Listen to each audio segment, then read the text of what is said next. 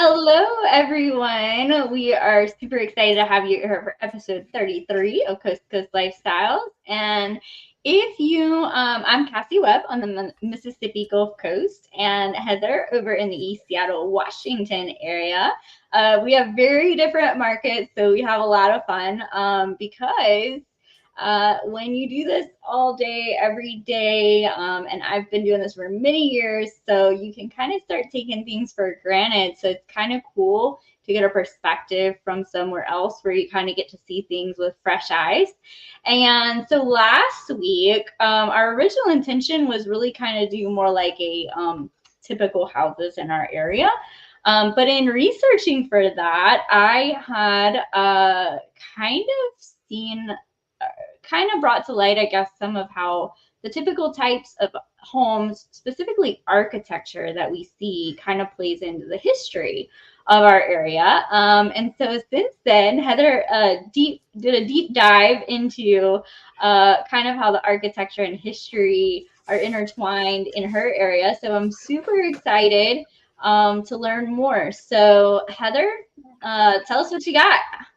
Sure. Yeah. As Cassie said, her video last week, for those that don't know, is I had strep throat last week, so I couldn't really do much. Feeling much better this week, thankfully. And her video or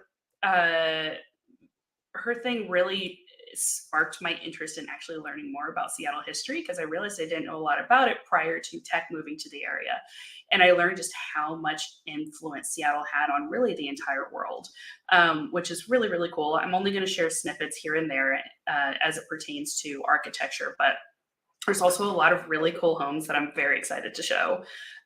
Also, I do want to make a quick note, because I told other people that I would. So this is a pre-recorded video. We recorded it by the time it airs yesterday. It was recorded yesterday, basically. I only mentioned that because there are some homes that might be getting offers and stuff like that. So I told them that I would mention it's pre-recorded in case any information changes for the listings that I'm going to show. So to get started. So I took some screenshots of basically, these are active homes in the Seattle region. So I live over in this little area in Ames Lake, and my main world is basically all of this area over here. But of course, most people know Seattle, which is about 25 minutes from Bellevue, which is kind of the core of my area. And so as you can see, this is everything that was built prior to 1915. There's a lot in Seattle, not a lot on the east side at all. And the biggest reason for that is because immigrants and people originally started coming to the Pacific Northwest during the Klondike Gold Rush in the early 1900s. And there was a massive immigration of Europeans, Japanese, Filipinos, and other cultures. And it led to that massive influx of people, really led to a lot of infrastructure projects, including the Lake Washington Ship Canal, which for anybody who is from the area is basically this area. I don't know if you can see my cursor, but it's this area right here. So we got the Ballard Locks here, we got the Fremont Cut, and then the Montlake Cut right here. So it's basically what feeds the ocean, the Pacific Ocean, into Lake Washington. And so there were just a ton of infrastructure projects going on with everybody that was coming in. And oh, by the way, anybody who knows the Pacific Northwest knows that we're trees all day. We have tons and tons and tons of greenery around here. And one of the things I love about it is that's not really going to change. And so with that, one of the, actually literally the main export from Washington during the 1900s was lumber. And with that, there was also ships and stuff like that that we created and we sent off. So a lot of these homes were for people in those industries. They were in the lumber industries, they were in the shipbuilding industry, and that really was just all Seattle. If you had anything out here, then it was usually either vacation land, because way back when it would take probably hours and hours or even days to get over here. While now with our current infrastructure, it takes an hour, maybe. So when you came to out here, you mostly saw vacation homes and you saw farmland. You didn't really see anything else. So I'll show you a couple of different homes. So one of the homes I'm going to show you is actually a farmhouse up in this area. And then the rest of them are different kinds of architecture in Seattle and why they, basically why it turned out the way that it did, or architecture is the way that it is. So let me switch over here. So this home was on that east side that I mentioned. This home was built in 1902, and it is listed by Riley Fox, I believe, with Compass Real Estate. And she was super awesome when I was talking to her about showcasing this listing. She gave me a little bit of history, which was really fun. So she's actually the one that told me that a lot of this particular area was vacation homes once upon a time. Like now we drive hours to get to vacation homes, but this was the vacation home at the time, where people currently actually just commute on a daily basis from this area to Seattle. But yeah, this home was built in 1902. And honestly, I really thought this home was really cool to showcase because it did have a lot of the air of that original in 1900s in the area. There is a lot of hardwood used because, again, we had massive lumber in this area. And so you see a lot of wood and a lot of brick that is kind of reflected in a lot of these older homes. Obviously, this one's been significantly renovated over the years. But one of the main things I wanted to showcase that is very typical of 1900s homes in our areas, I don't remember if it's the same way on the East Coast, but the top floors tend to see a lot of these slanted ceilings, which is particularly interesting these days because for people who don't know, to constitute legal usable square footage, you need to have at least 7 feet in every direction, and that includes vertical. And in a lot of these 100-plus-year-old homes, the height of the top of the ceiling was usually about 7 feet. And when you have these slopes on either side, you start getting into less than 50% of the space is technically usable space. So the greater Seattle area is kind of like unofficially grandfathered into that old rule of we can still count this as legal square footage. Just because a lot of people over the years have already converted it to bedrooms. They've already converted it to usable space. So being able to take that away would really screw with Washington or Seattle real estate for all of the early 1900s homes. So anyways, that's a quick little look at that one. It's a really, really cool piece of property. And then the next one is actually from Seattle, inside of Seattle, and it is listed by Spafford Robbins with Compass. And it is 1905, and it's about the same square footage. A lot of the homes in the early 1900s were between like 2,500 and 3,000 square feet. Or at least these days there are that might include extensions and stuff like that. But the average I saw was about that square footage. So they're really decent sized homes. A lot of them also had very sectioned off rooms. Like it had a very separate and private dining room. It would have in this case, like a separate sitting room or like a walk-in area. Yeah, a lot of the rooms tended to be oddly angled. Like it's just very typical of, again, homes in early 1900s for our area. Do you have a lot of homes? I don't remember. You don't have a hell of a lot of homes from that time frame, right? Because you guys have had the hurricanes and stuff like that. Right. And I think one thing that's funny when we're talking about this is kind of looking at how national history plays into even our very different markets in very different areas. Because I thought it was funny when you're talking about the square footage, and I'm like, yeah, that's pretty consistent. But for older homes, like, I'm curious why that is. But if you think about, times where, remember the Roaring 20s, right? Before the Great Depression, people I wasn't there, but seems we're doing very well. Spacious homes, at least the ones that have stood the test of time. I'm sure people were Mhm. building shacks that just got taken down since then. But the Yeah. people who have built these homes that have stood the test of time. I remember last week I was talking about the woodwork, the Mhm. woodwork architecture and those beautiful claw tubs like you're showing right now. And it's like Mhm. that, and then you see in our area, which I would be interested to see in yours, but in our area, then you have the Great Depression happen across the nation, and now we go to Mhm. super modest homes. When they Mhm. even started building homes at all, again, there was Yeah. a dip, in the amount of construction. And even today, I was having a conversation about, we have custom home builders here right now building, starter homes, affordable homes. Because right now with the economy, it's very funny how architecture, even our economy, plays into architecture when you're looking at Mhm. the history in correlation with the home. So this is super interesting. But yes, so very cool, Yeah. very spacious, great woodwork, lots of really cool Yeah. features on these older homes. We don't have a Definitely. ton. Yeah. Probably a lot have been taken out by hurricanes through the years. Yep.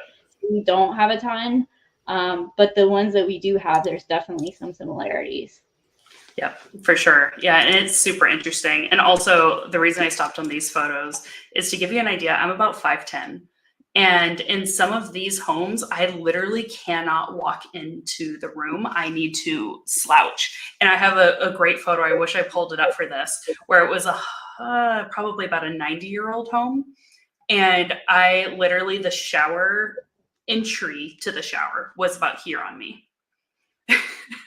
So it gives you an idea of just how small some of these upstairs rooms can be. Um, but yeah, and then this next one I am very excited about for multiple reasons. So first off, this home that I'm about to showcase is co-listed by Ted Bash and Deidre Doyle, and they're both with Windermere Real Estate, different offices. But like I mentioned earlier, there was a massive influx of just Europeans coming to the area and wanting to take part in the lumber and ship industries. And with that came some really famous European architects. And for anybody who's an architect nerd, especially in the Pacific Northwest, you might have heard of Carl Gould, I don't know how to pronounce it, Gould, but Carl Gould and Charles Bebb. And they are incredibly famous in our local area for a very specific thing, but I'll get to that in a second. But this house is one of the things that they designed. And if you are at all familiar with European architecture, or like if you know the really, really old homes on the East Coast were the same thing, there's a lot of European influence. There's a lot of dark wood, a lot of it. And most of the house is made up of dark wood. And this particular one was very obvious, at least to me, likely built by people of wealth and influence at the time, because it is a much larger home than the average home from this area. This one is 9,300 square feet. But it is just an absolute gorgeous home.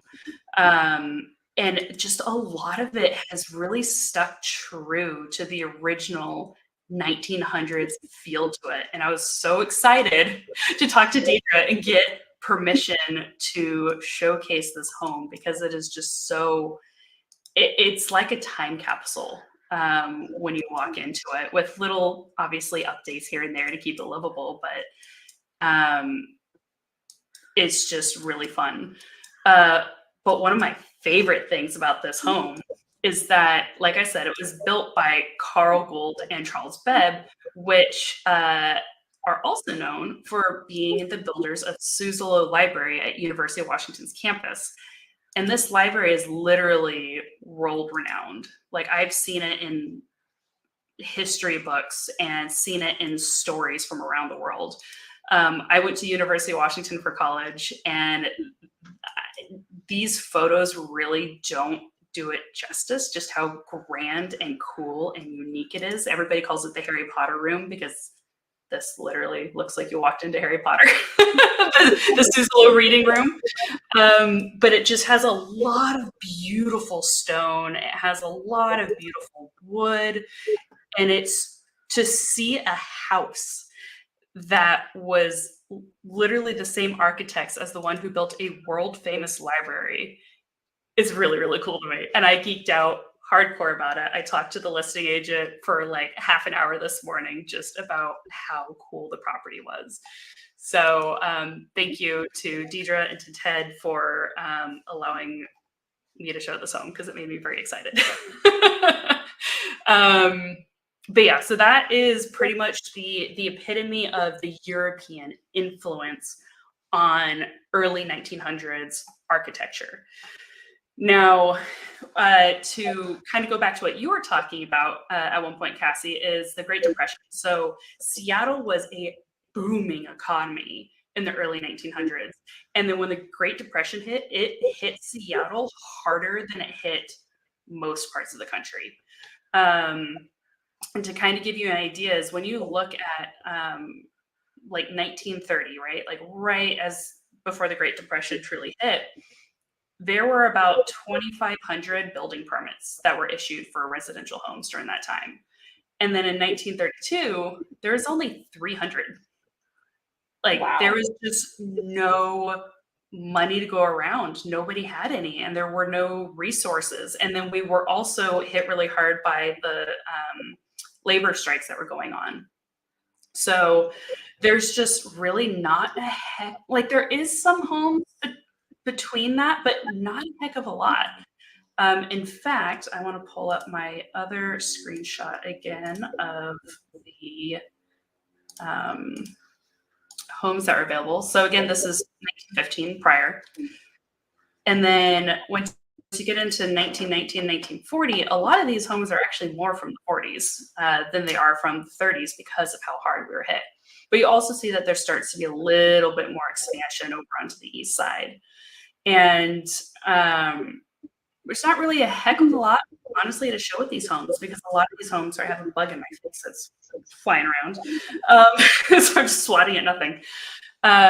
So I don't have a heck of a lot to show with in terms of the homes between, you know, early 1900s to 1940s or 50s. But just kind of gives you an idea of how things started to spread. And then when we go to 1945 to the 1970s, a lot of these homes ended up expanding because Boeing started becoming really famous. And I did not know this until my research, but Boeing apparently used to be into shipbuilding. And then during the Great Recession, they decided to get into pretty much anything that they can do. They did cabinetry, they did just random things. And they literally had at one point about 28 employees because of all this. And then World War II hit. And in World War II, their aircraft started coming out. And then after World War II, they're known for their aircraft. They're focusing more on their commercial side. And so that, what did I say, 32 employees or whatever it was, 82 employees, ended up growing to thousands and then very quickly to tens of thousands. And so Boeing is right in this area right here. Somewhere in this area. And so all of a sudden, all the homes that were being built went from here to all of this area too. And so all the Boeing employees had places to go. And at one point, 1 in every 2 manufacturing people were Boeing employees. Wow. So it just shows you just how much influence they had on this area. And so that largely created the next economic boom that the greater Seattle area ended up having because of their part in World War II and then because of their part with commercial aircraft. And obviously we all know who they are today and what they do. Also to give you an idea, the area's population grew from over 66% between 1940 and 1960. Again, because of the Boeing influence. And then with that, we saw a massive housing boom in the 50s because they're obviously needing to create housing for all these employees that are coming in. And so during that time, this freeway, I-90, and this freeway, 520, were created to help give people more access to getting to either side of Lake Washington. So that is another reason why we saw much more housing coming into this area.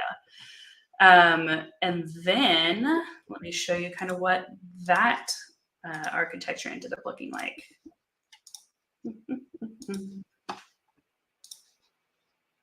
All right. So this home is courtesy of Being You with Kelly Wright, Real Estate of Seattle.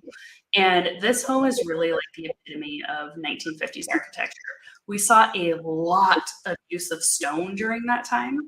And most homes are ramblers. We did occasionally see split levels, but those didn't truly come in until about 1970s for us.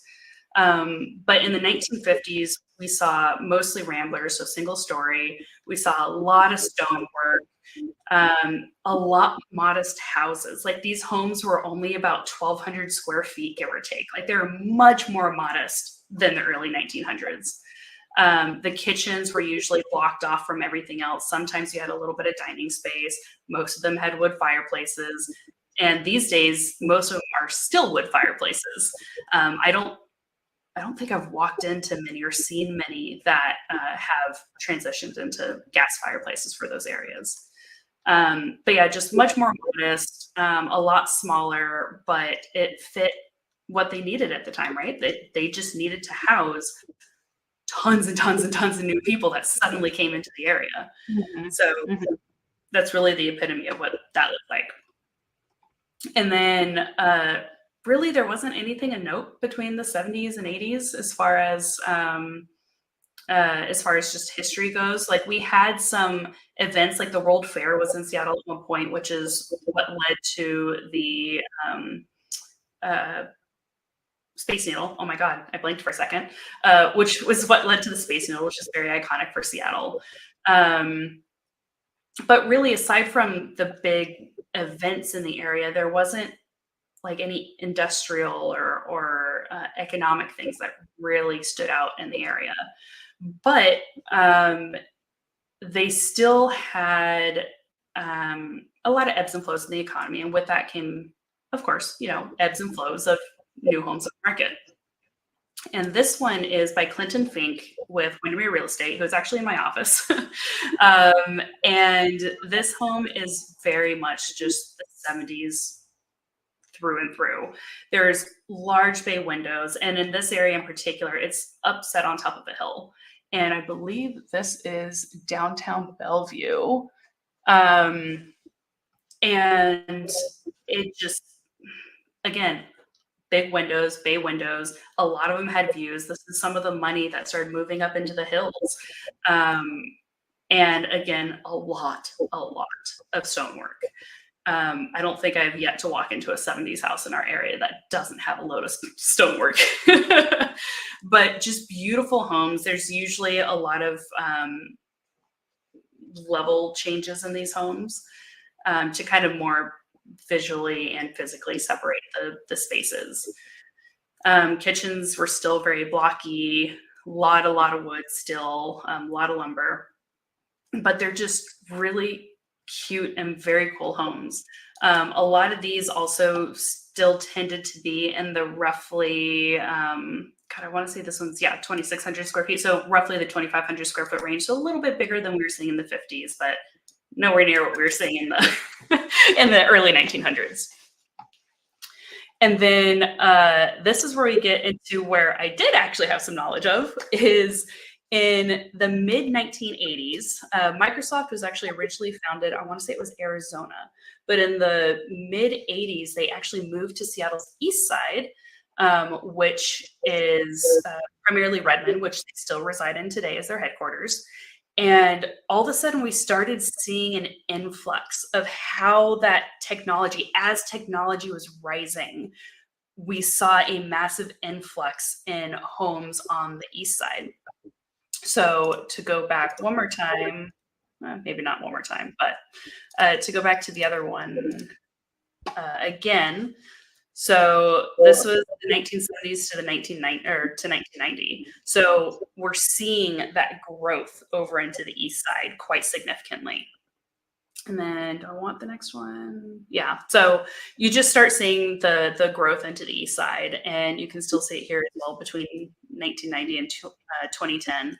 And so a lot of these homes that were in this area, in the Sammamish area, and in the Redmond Kirkland area, a lot of those ended up being the tech money that was coming in. It was the Microsofts. Amazon was discovered here in Bellevue. I got to walk through the home actually that Bezos started Amazon out of in Bellevue. But 1995, I believe it was Amazon came about. Again, Microsoft was always growing and growing incredibly rapidly.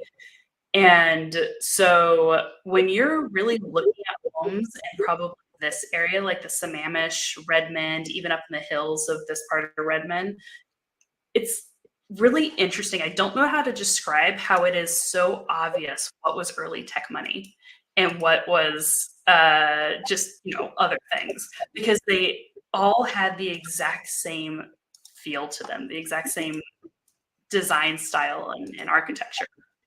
So this is a listing by another wonderful agent in my office, Nicole Barkley with Windermere. And this home is really just the epitome of 90s architecture in our area, especially with the growth of tech and the boom of tech. So some homes saw vaulted ceilings, and then there were always these closed off kind of staircase designs with a lot of them. Over the years, a lot of homes have kind of opened these up and made them feel more open concept, knocked out walls, stuff like that. But I really wanted to showcase this home because it still had that 90s feel, just kind of brought into the, 21st century. But this is very common to have the dining room. You have the kitchen, and then you have the dining room on one side and the living room on the other side. And then the main sitting room at the very front. And this is just a very typical home for the 90s. You walk into any home from the 90s in our area, and most of them are going to more or less have this similar layout, similar feel to it. Very blocky. There's a lot of interesting angles, as you see up here, like random ledges and angles. I'm not entirely sure what influenced that, but with that boom of housing because of tech, this is just kind of what we saw. And then jumping into, I'm trying to rush it because I know we're already at almost half an hour, so I'm trying to get through the rest. But as most people remember, in 2008, we started seeing another recession. And with that, we saw a massive halt in houses. In fact, I did a search for homes that were available that were built between 2008 and 2012. So basically just the core part of the recession. And all I could find were custom homes. Literally, it's the only thing I could find. I could not find mass build projects. I couldn't find basic cookie cutter. I only saw custom homes. And most of them looked like they were made by people that were really rolling in the money because they just had so many unique aspects to them. And this particular home, I was also really excited for. It's by Stephanie Stetler with Realogics Sotheby's. And the reason I want to showcase this home is because it had a little bit of everything that I was seeing through all the different listings, not that there were a lot, but all the different listings I saw that were built in that time period. So you started seeing a lot more outdoor spaces. You started seeing a lot more covered areas. Again, we still had a lot of wood and stone kind of architecture coming through. There's basement theater in this one, and gym. But a lot of them just kind of had this almost cabin-y feel to it, just like this one does. So there's a lot of wood accents to it. Yeah, it's just beautiful, beautiful woodwork. A lot of them ended up having spiraling staircases. A lot of them had really, really dark stone as the flooring. And this was really just any home that was built during this time had the wood, it had the dark stone, and it was very highly customized, which I thought was particularly interesting because that shows you that the people who really made it through the recession relatively unscathed were the ones who actually had a little bit of money in the bank already. So yeah. They had gotten to the point that the day-to-day issues with the recession, they were shielded from to some degree. And I would bet the other thing is I'm sure construction costs were, relatively speaking, very low. It was probably the perfect time to build a custom home because there wasn't a huge supply. We saw that when I did last week here on the coast, very few new houses being built. And so it's like, that's the time your material costs are going to be lower, supply and demand, your contractors are probably looking for work. Yep. Super cool. That was just a fantastic time for a lot of people to take advantage of the benefits to the downturn in the market for those who were financially prepared. Yep, definitely. Yeah. And then there's one funny thing I want to show before I get to the last house. And that is, as you guys have been seeing with this thing, so we start, prior to 1915, it's all in this area. And then it's just slowly but surely expands north and south. It slowly but surely expands east.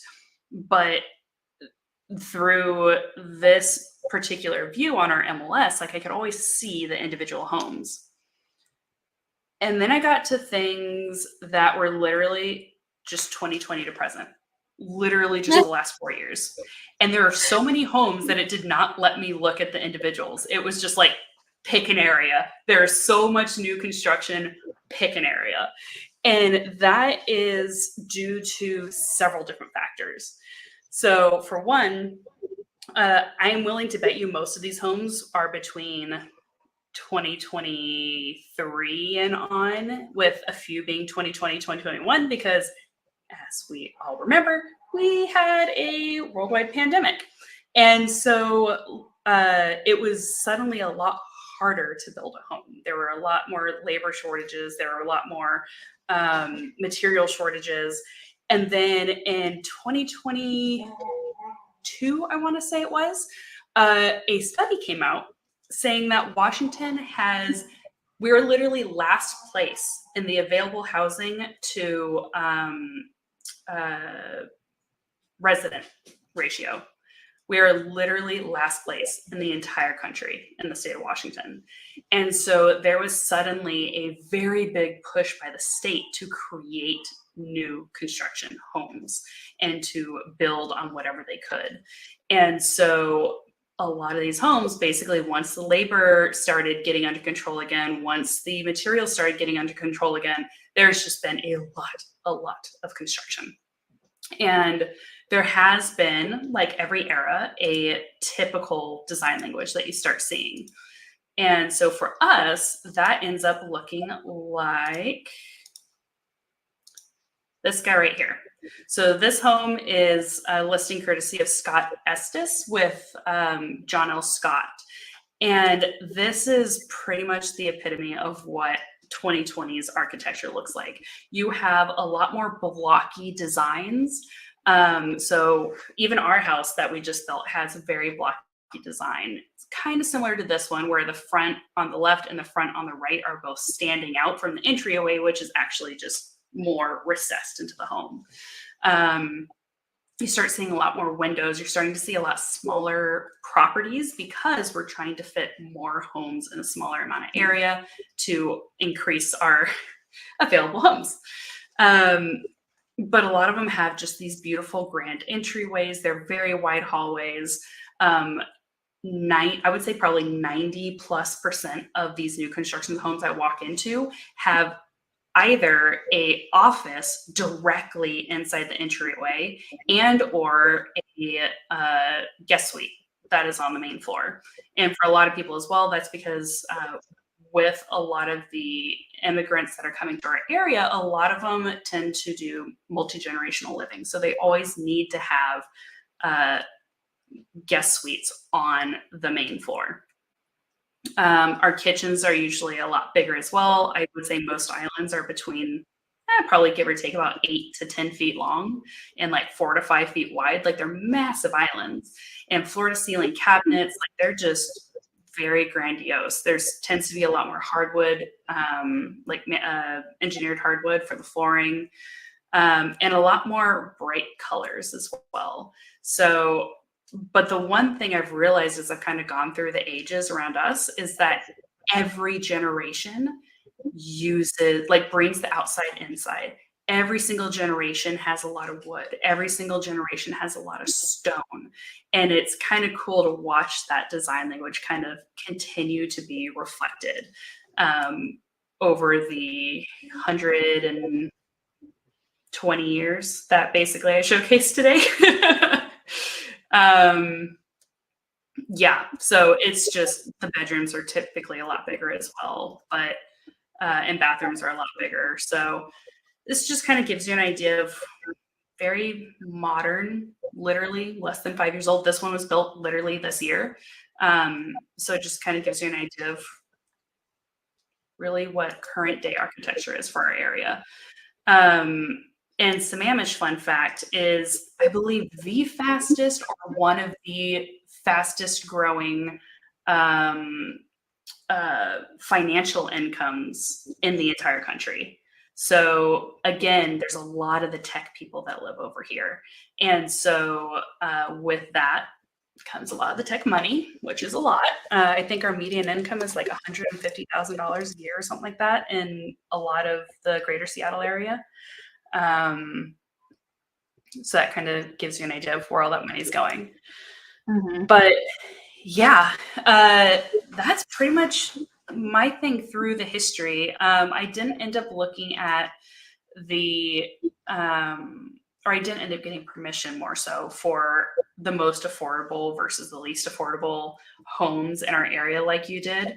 And plus I know we're over time, so I'm not going to worry about that too much. But to give you an idea, the cheapest home that's available right now in Seattle's east side is $580,000-ish, built in the 1920s. And it is about half an hour away from Seattle. And then the most expensive one is actually, how about you guess? How much do you think the most expensive house in our entire area costs? Oh my gosh. I don't know. You're putting me on the spot. I know. I'm sorry. I just thought it would be fun. The most expensive, I feel like that would fluctuate a lot, but I'll just take a stab, like 15 million. 20. Go way up. Our most expensive house in our area right now is $70 million. And that is a well-maintained, beautifully updated 1990s house. It's like 18,000 or something square feet. Like it's a gorgeous house. And then our median in my particular area, which again is Seattle's east side, is like just under 2 million. So that kind of gives you an idea of what affordability is like around here. You have everything from the big tech money CEOs that can spend the $70 million. And then you have pretty much 580 is the cheapest we have. And that's for a 1920s home that's gone through a very basic renovation. So, and then we have everything in between. So while I can't showcase those homes, that gives you kind of an idea of what our market looks like, and basically within about a half-hour drive in any direction of where I live. Yeah. So we talked about this. That's my long thing. Yeah, this has me interested. We're gonna have to look and see if we have it or if we could put it in later this year. But it'd be very interesting to compare cost of living, even like what's a gallon of gas, what's a gallon of milk. What is your income? Because we talked about median housing and we talked a little bit about income and kind of how those relate. But it would be very interesting to see like are we going to Burger King if y'all have Burger King and paying the same amount, or are we paying different amounts for the same thing? Because also I'm like, well, the people who work in more the entry level type career fields, like where are they living if your cheapest house is 500,000? So that would be super cool to kind of like dive into some of those kind of more economic topics to see, you know, hey, coast to coast lifestyles. So the lifestyles of, you know, how that looks in our cost of living versus wages. So that'd be super fun. So yeah, that would be amazing. And I think it is on our list sometime. I just don't remember when.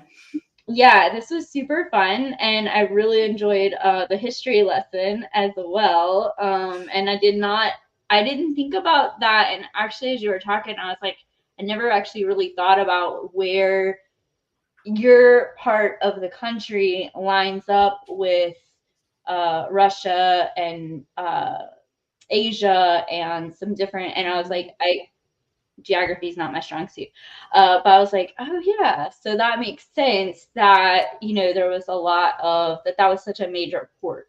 And so much, you know, industry there. So, because I'm with you, like in my mind, it's just the history picks right up with, you know, the 1980s and Microsoft and so on. So, well, we have had a lot of fun the last couple of weeks. If you didn't catch it, you guys can go catch and see the similarities and differences of Mississippi Gulf Coast on last week's episode.